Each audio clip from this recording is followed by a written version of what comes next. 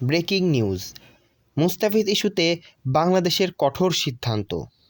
মুস্তাফিজের নিরাপত্তা অজুহাতে আইপিএল থেকে বাদ দেওয়াকে বাংলাদেশের প্রতি অপমানজনক আচরণ হিসেবে দেখছে বাংলাদেশ ক্রিকেট বোর্ড।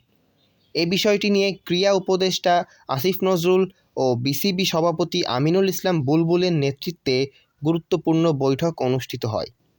বৈঠকে সিদ্ধান্ত আসে, যদি একজন খেলোয়াড়ের নিরাপত্তা নিশ্চিত করা না যায়, তাহলে ভারতের টি-20 ওয়ার্ল্ড কাপে পুরো বাংলাদেশ দলের নিরাপত্তা নিয়েই বড় প্রশ্ন থেকে যায়।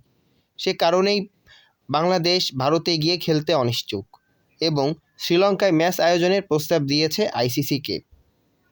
নিউজফিড সূত্রে বলছে, যদি আইসিসি জোর করে বাংলাদেশকে ভারতে খেলতে বাধ্য করে, তাহলে বাংলাদেশ দল ওয়াকওভার বা প্রয়োজনে এবারের টি-20 বিশ্বকাপ বয়কটের কঠিন সিদ্ধান্তেও যেতে পারে।